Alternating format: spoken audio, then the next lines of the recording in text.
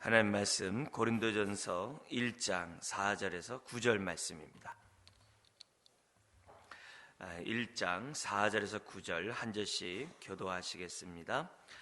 그리스도 예수 안에서 너희에게 주신 하나님의 은혜로 말미암아 내가 너희를 위하여 항상 하나님께 감사하노니 이는 너희가 그 안에서 모든 일 곧 모든 언변과 모든 지식에 풍족함으로 그리스도의 증거가 너희 중에 견고하게 되어 너희가 모든 은사에 부족함이 없이 우리 주 예수 그리스도의 나타나심을 기다립니다.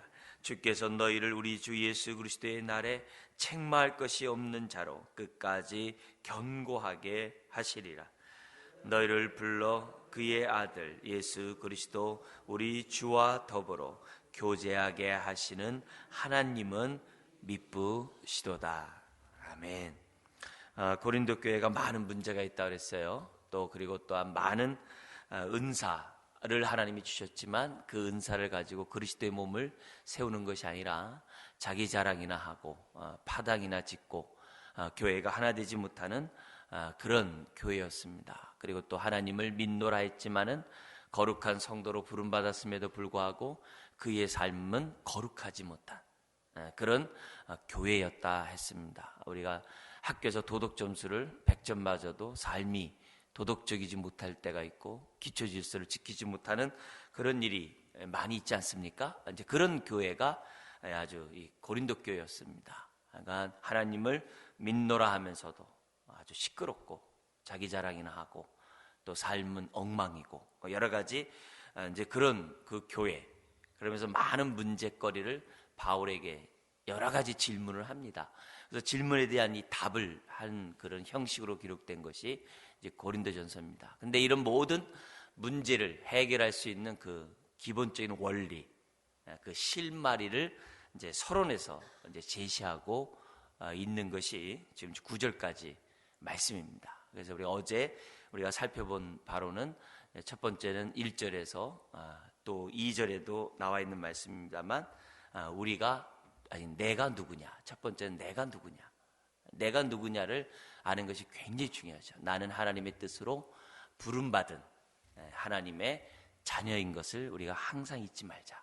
항상 아주 힘들고 어려운 일, 정말 속상하고 또 많은 고난, 여러 가지 일들을 당할 때마다 내가 누군가 그걸 잊지 말자는 거예요. 그래서 그것은 나는 하나님 앞에서 내가 누구인지를 특별히 생각해서 나는 하나님의 뜻 가운데 부름받은 자다. 그래서 바울과 그 형제 소스데네는 뭐라고 그럽니까? 하나님의 뜻으로 말미암아 사도로 이제 부름받은 이렇게 표현을 썼어요. 그래서 우리도 마찬가지예요. 나는 하나님의 뜻 가운데 부름받은 자다. 굉장히 중요합니다. 두 번째는 뭐냐면 우리는 누구냐? 이 얘기를 우리가 꼭 기억을 해야 됩니다. 그게 이제 2절, 3절이죠.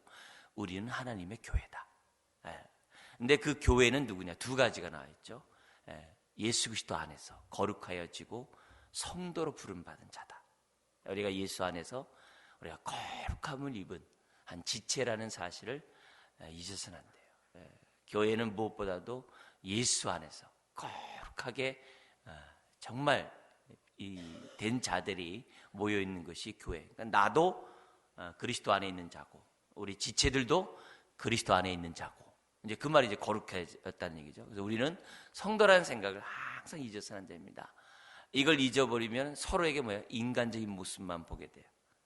서로에게 정말 인간적인 그런 모습, 세속적인 세상적인 것만 보게 되면 교회는 하나 될 수가 없어요. 그리스도의 몸을 세워갈 수가 없다는 거죠. 또 뿐만 아니라 우리는 누구냐?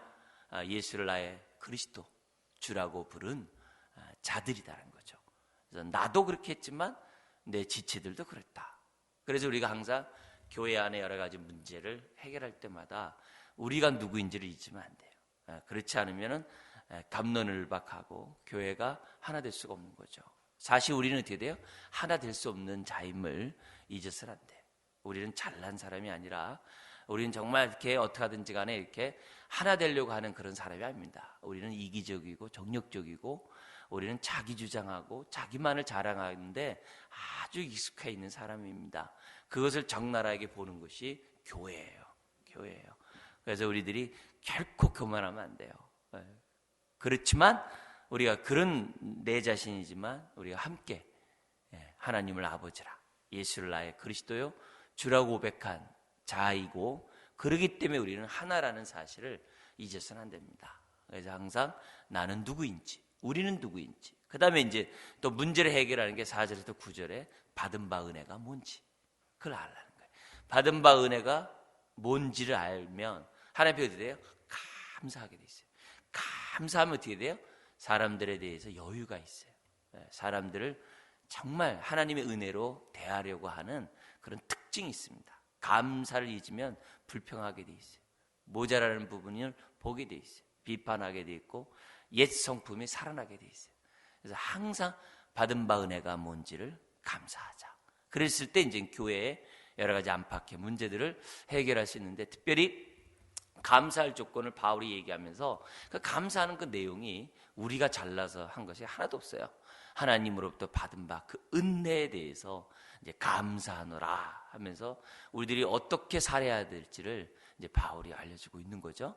이제 그런 감사 내용들을 우리가 이제 하나하나씩 이제 어제 좀 잠시 바쁜 속에서 봤습니다만, 그 첫 번째가 뭐냐면은 모든 하나님이 주신 모든 일 가운데 그 언변, 모든 언변과 모든 지식에 대해서 정말 감사하지 않을 수가 없다. 그래서 고린도 교회가 갖고 있는 하나님의 받은 그 은혜에 대한 그런 것들을 뭐냐면 감사를 하고 있어요. 그 가운데 우리 한번 첫 번째 나온 것이 5절 6절이죠. 같이 읽어볼까요? 이는 너희가 그 안에서 모든 일 곧 모든 언변과 모든 지식에 풍족함으로 그리스도의 증거가 너희 중에 견고하게 되어, 무엇보다도 견고하게 된 것을 이제 이 감사하는데, 특별히 그 견고하게 된 그 내용이 어떤 내용입니까? 그리스도의 증거가 너희 중에 견고하게 된, 너희 안에 예수 그리스도를 아는 지식, 예수 그리스도를 아는 믿음, 예수 그리스도를 아는 능력, 이 모든 것들이 너희 안에 견고하게 된 것, 예수님의 지식이 이렇게 뿌리를 내린 것에 대해서 이렇게 감사하고 있어요. 그러니까 그들이 아니라 그 안에 주님에 대한 그 모든 언변은 로고스라고 그랬어요. 모든 말씀, 그리고 여기 또 모든 지식은 경험적으로 깨달은 지식을 말해요. 경험적으로 우리 예수님을 인격적으로 만났다라고 했을 때 그 인격적으로 그게 이제 여기 지식이에요. 그러니까 그 지식이 너희 안에 아주 아주 흘러넘치는 거예요. 그렇게 되어 어떻게 돼요? 그리스도의 증거가 너희 중에 견고케 된 거에 대해서 나 감사한다. 우리가 예수 그리스도 아는 지식이 정말 이렇게 자라가는 것, 이게 얼마나 소중하고 귀중한지 몰라요. 그러니까 그거에 대해서 지금 뭐냐면 감사하되, 특별히 고린도 교회에게 말씀의 지식의 은사와 지혜의 은사가 아주 풍성하다고 그랬거든요. 그 부분에 대해서 지금 감사하다는 거예요. 사실 우리도 마찬가지잖아요. 하나님을 아버지라, 예수를 나의 그리스도의 주라고 고백했다는 그 자체가 얼마나 감사한 일입니까? 그죠? 얼마나 감사한 일이에요. 근데 더구나 내가 그분에 대해서 내가 더 알고자 내가 막 이렇게 자라가고 있고, 주님에 대한 그런 지식들이 견고하게 서 있다고 한다면, 정말 여러분이 그렇다면 목사인 저 자신은 할렐루야죠. 얼마나 감사하겠어요. 이렇게 함으로써 뭐 얘기하자는 거예요? 그들로 하여금 더욱더 주님을 아는 지식이 더욱더 견고해지기를, 너희들이 갖고 있는 그 받은 바 은혜를 더욱더 붙잡고자 하는 그런 바울의 이중적인 그러한 의도가 깔려있는 것을 보게 됩니다. 7절에도 또 뭐에 대해서 감사해요? 너희가 모든 은사에 부족함이 없는 것에 대해서 감사해요. 왜 9가지 은사 있는 거 여러분 잘 아시잖아요. 근데 그런 은사가 9가지 있다 할지라도 고린도전서 12장과 14장이 은사장이잖아요. 그죠? 은사장인데 그 중간에 아무리 은사가 있다 할지라도 뭐가 없으면 소용없어요? 13장 사랑이 없으면 소용이 없죠. 그래서 모든 은사는 사랑으로 정말 세워져야 되고 사용되어야 된다는 것을 이제 바울이 나중에 설명을 해요. 어쨌든 모든 은사에 부족함이 없는 것이 참 감사한데, 이야기는 어떻게 돼요? 더 큰 은사를 사모하되 사랑 안에서 너희들이 이렇게 은사를 발휘하기 원한다. 왜요? 사랑 안에서 은사를 발휘할 때 뭐가 나오는 거예요? 서로에 대해서 무례히 행치 아니하고, 은사를 가지고 자기 자랑하지 않고, 뭐 산을 옮길 만한 아무리 뭐 믿음이 있고 네 몸을 불살을지 내어줄 그런 것이 있다 할지라도 다 뭐예요? 사랑 없으면 다 소용없거든요. 방언 아무리 말하는데 사랑 없으면 다 꽹가리거든요. 예언 다 소용없거든요. 그래서 사랑을 가질 때 서로를 존중하고 서로의 은사를 인정하고 서로가 어떻게 돼요? 한 몸이 이뤄서 결국 그리스도의 몸을 이루게 돼 있는 거거든요. 그래서 그런 얘기를 나중에 하겠습니다만 어쨌든 모든 은사에 너희 안에 아주 부족함이 없이 이게 아주 앞에 나오는 풍족함에 대해서 내가 정말 감사한다. 얼마나 감사해요. 근데 우리 받은 그 사람에 대해서 감사하는 것보다도 그 교회에게 하나님이 그런 은사를 준 거에 대해서 하나님이 주어요. 하나님이 준 거에 대해서 내가 감사한다. 그 다음에 뿐만 아니라 세 번째 뭐가 나와요? 우리 주 예수 그리스도의 나타나심을 기다림이라. 주께서 너희를 우리 주 예수 그리스도의 날에 책망할 것이 없는 자로 끝까지 견고하게 하시리라. 여기서 뭐가 나와요? 그들은 다시 오실 주님을 어떻게 돼요? 사모하고 있는 것에 대해서 감사해요. 나중에 이제 고린도전서 15장에 부활장 나오잖아요. 이제 그런 얘기와 연관해서 설명하겠습니다만 어쨌든 지금 여기서는 뭐냐면 종말론적인 신앙을 갖고 있는 것에 대해서 항상 정말 바울이 감사하지 않을 수가 없는 거죠. 여러분도 우리의 신앙이 항상 어떻게 돼요? 다시 오실 주님, 우리가 신부로서 신랑 되신 주님에 대한 그 사모함이 정말 우리들에게 있다고 한다면 그게 얼마나 감사해요. 얼마나 감사해요. 그래서 이런 부분들을 하나님 앞에 뭐냐면 지금 감사하고 있는 거예요. 너희 안에 이런 은혜를 주신 하나님께 감사하다. 어떻게 너희들에게 모든 언변과 모든 지식을 주시냐. 그래서 그리스도가 너희 안에 이렇게 견고하게 되냐. 이걸 왜 은혜냐. 너희가 은사 가운데 서로를 섬기고 있으니 왜 은혜냐. 더구나 다시 오실 주님을 사모하고 있으니 왜 은혜냐. 참 감사하다. 그러면서 더 나가요. 뭐로 나가냐면 그들이 갖고 있는 것에 대해서 감사할 뿐만 아니라 하나님이 어떻게 돼요? 이미 준 거에 대해서 감사하는 게 아니라 앞으로 주실 그 은혜에 대해서도 감사해요. 어떤 은혜냐? 그게 이제 8절에 나와요. 뭐예요? 그리스도의 날에 책망할 것이 없는 자로 끝까지 견고하게 하실 것에 대해서 감사해요. 얼마나 감사해요. 여러분 지금 나의 현재까지 은혜 베푸신 것도 감사한데 앞으로 다시 오실 주님 앞에 책망할 것이 없는 자로 유다서에서는 즐거움으로 서게 할 자로 이렇게 표현했어요. 유다서에서는요. 그렇게 서게 할 것을 생각할 때 얼마나 감사해요.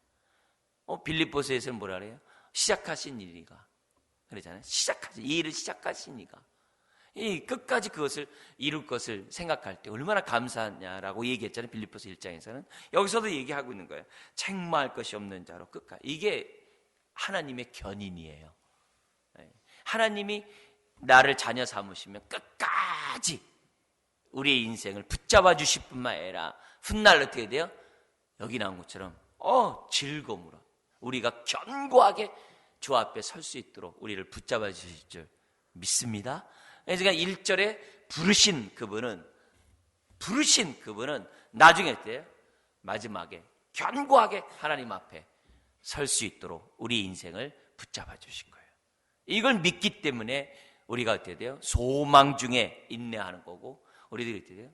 힘든 이 세상도 살아갈 용기가 생기는 거 아니겠습니까? 그래서 우리에게 베푸실 이 은혜에 대해서 나는 참 감사한다. 지금까지 하셨는데 앞으로 왜 안 하시겠어요? 그러면서 9절에 보면 너희를 불러 소망 얘기가 또 나와요. 1절 얘기가 그의 아들 예수 그리스도 우리 주와 더불어 교제하게 하시는 하나님은 뭐라 그래요? 미쁘시다, 신실하시다. 미쁘시다. 그러니까 하나님이 우리를 왜 부르신 목적이 딱 나오죠. 부르신 목적은 주님과 더불어 교제하려고. 그러니까 지금까지 교제하게 하시는 하나님은 어떻게 돼요? 앞으로도 교제하게. 교제함으로 아는 지식이 우리 그 5절에 나오는 그 모든 지식이에요. 성경에서 경험으로 아는 그 지식, 인격적으로 아는 그 지식, 그 지식이 뭐예요? 하나님의 그 신실하심 속에서 우리에게 주어졌고 앞으로도 어떻게 돼요? 주어지는 거죠. 거기에 대해서 어떻게 돼요? 감사하지 않을 수가 없다는 거죠. 자, 그래서 교회에 많은 문제, 또 앞으로 교회에 많은 시험거리, 그건 항상 파도가 오듯이 항상 올 겁니다. 그럴 때마다 기본적으로 우리가 딱 붙잡아야 될, 우리가 놓지 말아야 될 그 안목이 뭐냐? 나는 누군가? 우리는 누군가? 우리 안에 하나님이 베푸신 은혜가 뭔가? 그것을 항상 생각하면 교회에 어떤 문제가 있다 할지라도, 또 어떤 시험이 있다 할지라도 다 해결될 수 있는 첫 단추가 돼요. 우리의 인생도 뭐예요? 마찬가지예요. 내가 가정 안에서, 내가 직장 안에서, 내가 사회에서 많은 안팎의 어려운 일이 있을 때 이 문제를 어떻게 해결하는가? 나를 부르신 이가 누군가? 또 내가 또 어떻게 돼요? 나와 함께 있는 사람들이 누구인가? 또 나에게 베푸신 하나님의 그 은혜들은 어떠한 것들이 있는가? 그런 것들 헤아려 보면요, 아무리 힘든 세상도 살아갈 수 있어요. 네.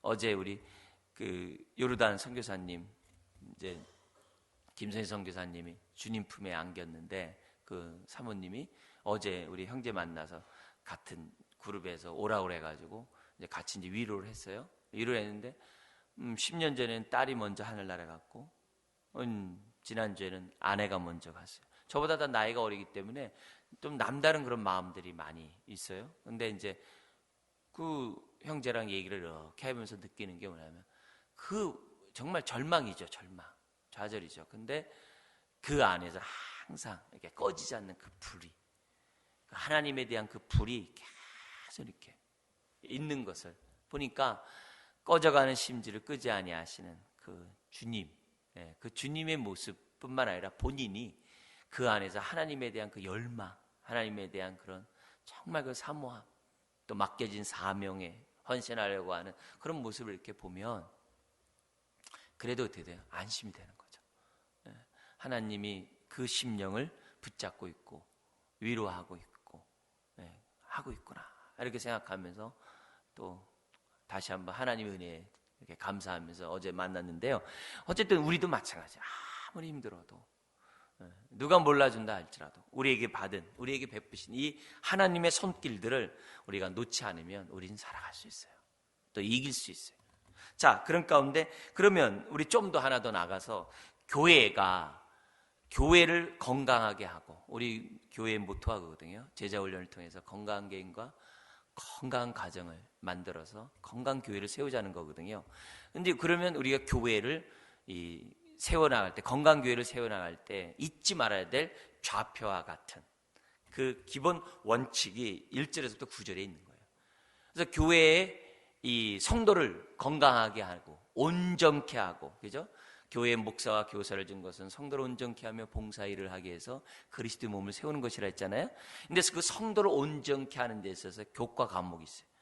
국어, 영어, 수학 이렇게 있듯이 가장 기본적인 필수 과목이 있어요. 그게 이제 1절부터 9절에 나오는데, 그 첫 번째 사역이 뭐냐면 부름의 사역을 교회에서는 항상 하는 거예요. 내가 누구인지를 알게 하는 거죠. 그래서 여기 보면 1절에서도 부르심이란 단어 나오고, 2절에서도 부르심, 9절에서도 너희를 불러, 이렇게 돼 있어요. 그러니까 내가 부름받았다라고 하는 이 의식을 갖게 하는 것이 교회에서 굉장히 중요해요. 왜? 그래야 건강한 개인이 되거든요. 건강한 개인이 돼요. 이 부르심의 이 사역은 누누이 강조를 해야 되는 거죠.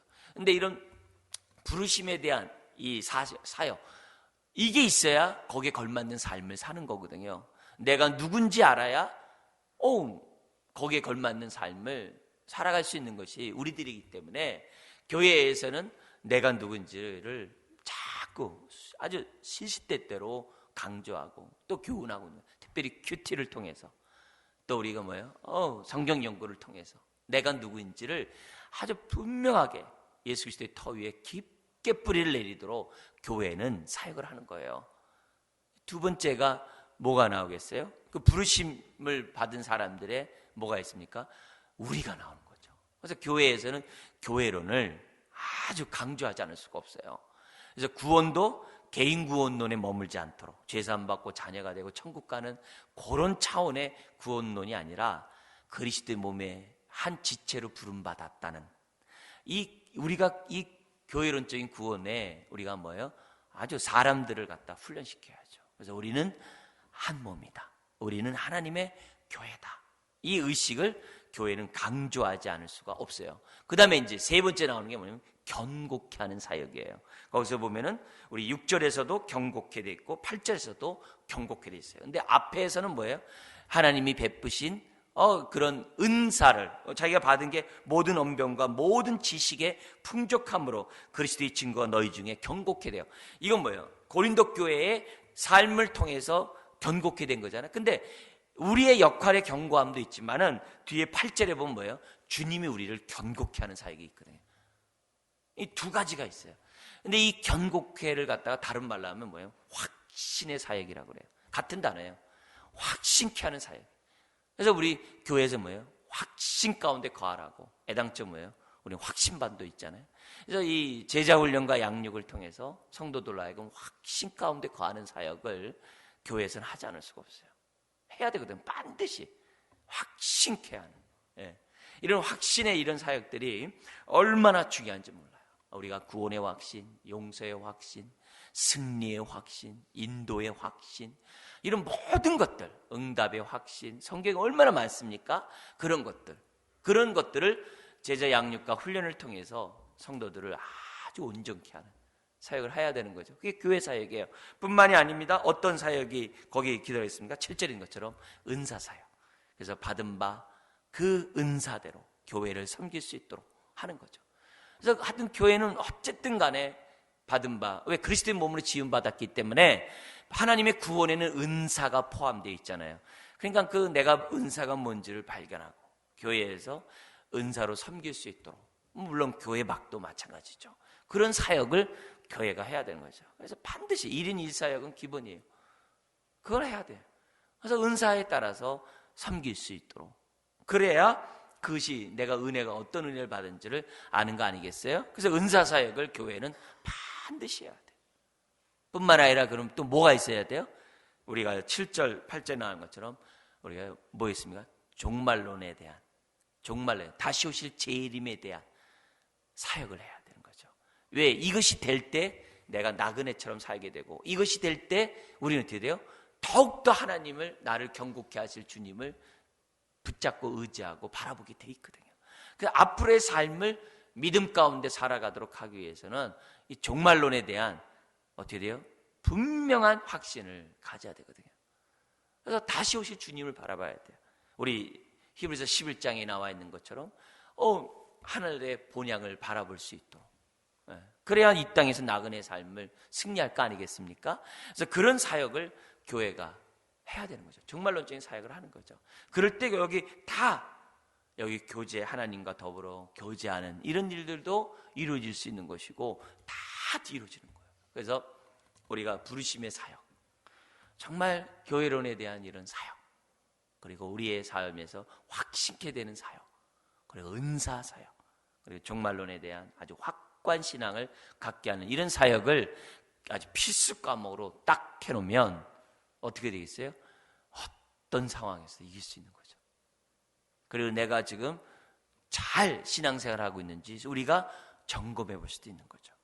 그래서 한번 이 아침에 생각하면서 나는 얼마나 부르심에 확고한가, 나는 얼마나 교회론에 확고한가, 이런 하나하나들, 나는 정말 확신 가운데 거하고 있는가, 나는 정말 잘 섬기고 있는가, 나는 정말 끝을 바라보면서 이 험한 이 세상을 승리하며 정말 주님과 친밀한 교제를 누리면서 나는 지금 살아가고 있는가, 한번 생각해보는 이 아침 되시기를 주님 부탁드립니다. 기도하겠습니다. 하나님 아버지, 우리가 분명한 믿음을 가짐으로 주님이 우리 안에 견고하게 되기를 원합니다.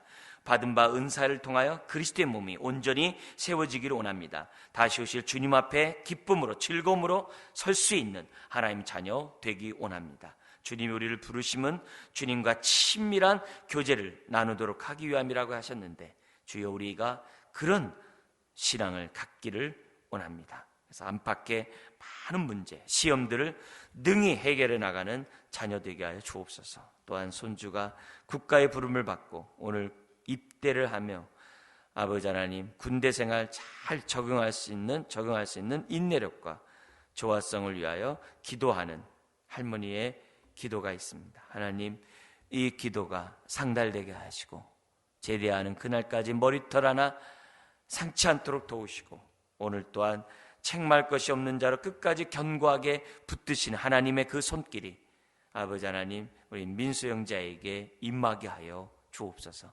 그래서 그 아이를 통하여 다른 우리 전우들이 하나님의 은혜와 사랑을 체험할 수 있도록 사용하여 주옵소서. 아버지 하나님, 기도하는 그 모든 것들이 하나님의 기쁨이 되도록 이 삶을 축복하여 주옵소서. 또 오늘도 또한 군대에서 수고하는 모든 아들들에게 동일한 하나님의 은혜가 있게 하여 주시옵소서. 모든 것 주님께 감사하며 예수님의 이름으로 축복하며 기도드리옵나이다.